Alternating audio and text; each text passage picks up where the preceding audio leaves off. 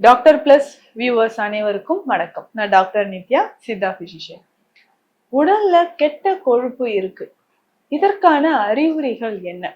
So கெட்ட கொழுப்புனா bad cholesterol அப்படின்னு சொல்றோம் இல்லைங்களா? ஸோ கொலஸ்ட்ரால் அப்படின்னு சொல்றதே உடலில் அதிகமாகும் பொழுது நிறைய பாதிப்புகளை நமக்கு ஏற்படுத்துது. அதுலயும் முக்கியமாக பார்த்தோம்னா எல்டிஎல், ஹெச்டிஎல் இந்த மாதிரியான கொலஸ்ட்ராலோட லெவல் வந்து நம்ம பார்ப்போம். இதுலயுமே ட்ரைகிளிசரைட்ஸ் லெவலும் நம்ம பார்ப்போம். இதுல வந்து நம்ம முக்கியமாக சொல்லக்கூடிய எல்டிஎல்னா என்ன? So low density lipo protein சொல்றோம். பட் இது நம்ம உடலுக்கு ஆபத்தை தரக்கூடியது. பொதுவாக நமக்கு வந்து இந்த இதயம் தொடர்பான பிரச்சனைகளை ஏற்படுத்தவோ, இல்ல வயிறு சம்பந்தப்பட்ட பிரச்சனைகள், இதனோட சேர்ந்து எலும்பு மூட்டுகள் சம்பந்தப்பட்ட பிரச்சனைகள், மற்றும் நமக்கு வந்து இந்த சுவாசம் தொடர்பான மூச்சு வந்து சரியாகவே இல்லாம இந்த ஆக்சிஜன் லெவல் வந்து நம்ம உடல்ல நார்மலா இல்லாத மாதிரியான நிறைய பிரச்சனைகளை கொடுக்கறது இந்த எல்டிஎல் கொலஸ்ட்ரால் அப்படின்னு சொல்றோம். பொதுவாக இந்த கொலஸ்ட்ரால் லெவல் அதிகமாகும் போது என்ன சிம்டம்ஸ்ங்க நமக்கு தெரியும், எந்த மாதிரியான அறிகுறிகள் வந்து நமக்கு தெரிய ஆரம்பிக்குது, இதை வந்து நம்ம கவனத்துல வச்சுக்கணும். ஸோ சிம்டம்ஸ், அறிகுறிகள் அப்படின்னு சொல்லும் பொழுது தொடர்ந்து நமக்கு மூச்சு வாங்குதல் பிரச்சனை இருக்குங்க. ஸோ நடந்துகிட்டே இருக்கிறோம்னா ரொம்ப மூச்சு வாங்கும், பால்பிடேஷன் அப்படின்னு சொல்லுவோம். அதாவது படபடப்பு, டாக்கிகார்டியா அப்படின்னு சொல்லி இதயம் துடிப்பு வந்து அதிகமாக ஏற்பட்டு படபடப்பு ஏற்படுறத நம்ம பாக்குறோம். திடீர்னு பார்த்தோம்னா தலை சுத்தல் மாதிரியான ஒரு பிரச்சனைகள் வரும். இப்போ தலை சுத்தல் வந்து எந்திரிச்சும் கண்ணு இருட்டிட்டு வருது, திடீர்னு தலை சுத்தல் பிரச்சனை இருக்கு அப்படின்னு சொல்லுவாங்க. ஸோ இந்த மாதிரியான விஷயங்களும் நமக்கு நடந்துட்டு இருக்கு. அதற்கு அடுத்தது வந்து பார்த்தோம்னா தலை சுற்றல் இருந்துகிட்டு இருக்கும். அதனோட சேர்ந்து வந்து பார்த்தோம்னா ஒரு பால்பிடேஷன், திடீர்னு நமக்கு வியர்வை அதிகமாகுது. ஒரு சிலருக்கு சாப்பிடும் போது அந்த சமயத்துல தலை, கழுத்து, முகம் எல்லாமே வேர்க்குது அப்படின்னு சொல்லுவாங்க. இந்த கண்டிஷன் ஒரு சிலருக்கு நார்மலா இருந்தாலும் கொலஸ்ட்ரால் லெவல் அதிகமாக இருக்கக்கூடிய நபர்களுக்கு அதி வியர்வை அப்படின்ற ஒரு பிரச்சனை வந்து இருக்கலாம். ஸோ இதை சரி செய்யறதுக்கான வழிமுறைகளும் நம்ம ஃபாலோ பண்ணோம். இப்போ எல்டிஎல் கொலஸ்ட்ரால் இருந்ததுன்னா ஹார்ட்ல பிளாக்ஸ் இருக்கிறதுக்கான வாய்ப்புகள் இருக்கு. இதயத்திற்கு போகக்கூடிய இரத்த நாளத்தில் நமக்கு வந்து அடைப்பு இருக்க வாய்ப்புகள் இருக்கு.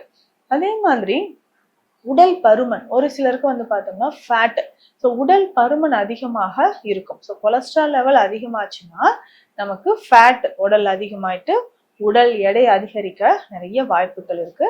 ஸோ கவனமாக அதற்கான சிகிச்சைகள் என்னவோ அதை நம்ம வந்து ஃபாலோ பண்ணிக்கணும். சரி, ஃபேட் வந்து அதிகமாகுது, நம்ம கொலஸ்ட்ரால் லெவல் அதிகமாகுது, இதுக்கு வந்து ரொம்ப கவனமாக இருந்து சிகிச்சை முறைகளை நம்ம ஃபாலோ பண்ணிக்கிறோம். இதனோட வேறு என்னென்ன வழிமுறைகளை நம்ம ஃபாலோ பண்ணலான்றது நான் சொல்றேன். இதனோட சேர்த்து நம்ம உணவு முறையில ஃபைபர் கண்டென்ட் இருக்கக்கூடிய உணவுகள் தான் ரொம்ப முக்கியம். கொலஸ்ட்ரால் லெவலை குறைக்கணும் அப்படின்னா ஃபைபர் கண்டென்ட் தான் ரொம்ப இம்பார்ட்டன்ட். அதே மாதிரி நம்ம சாப்பிடக்கூடிய உணவு உணவு வந்து பார்த்தோம்னா ரொம்ப நார்ச்சத்து, நான் சொன்ன மாதிரி ஃபைபர் கண்டென்ட் இருக்கக்கூடிய உணவு, அதனோடு சேர்த்து நமக்கு வந்து இந்த ஆயில் கண்டென்ட் இல்லாத மாதிரியான உணவுகளை நம்ம ஃபாலோ பண்ணிக்கணும். அதுதான் அப்படியா நம்ம ஃபாலோ பண்ணும்போது தான் அந்த பேட் கொலஸ்ட்ரால் லெவல் நம்ம உடல்ல இருந்து வெளியில வர ஆரம்பிக்கும். கொலஸ்ட்ரால் லெவலும் நமக்கு நார்மலா இருக்கும்.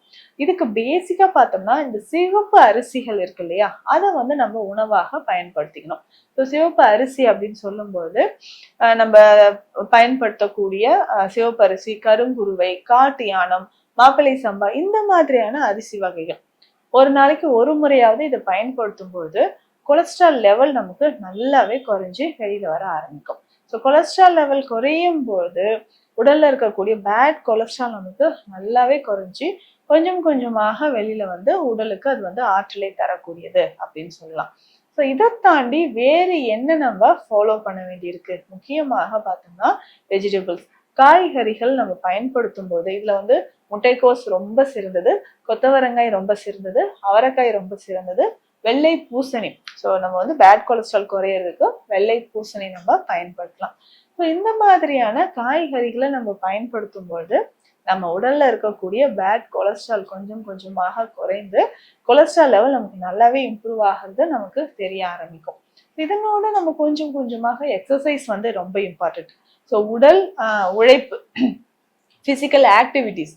ஸோ ஆக்டிவிட்டிஸ் இல்லாமல் இருக்கக்கூடிய நபர்களுக்கு தான் அடிக்கடி மூச்சு வாங்குது. திடீர்னு ஒரு ஒர்க் பண்றோம்னா திடீர்னு மூச்சு வாங்குது, படபடப்பு இந்த மாதிரிலாம் சொல்லுவாங்க. ஸோ இதற்குமே நம்ம வந்து பிசிக்கல் எக்ஸசைஸ் வந்து ரொம்ப ரொம்ப இம்பார்ட்டன்ட். இதுல முக்கியமாக பார்த்தோம்னா நம்ம கருஞ்சீரக எண்ணெய் நமக்கு ரொம்ப சிறந்ததாக பயன்படுது. இந்த கருஞ்சீரக எண்ணெய் நம்ம எப்படி பயன்படுத்தலாம்னா, தினமும் ஒரே ஒரு வேளை மட்டும் 10 துளிகள் சாப்பிடணும்.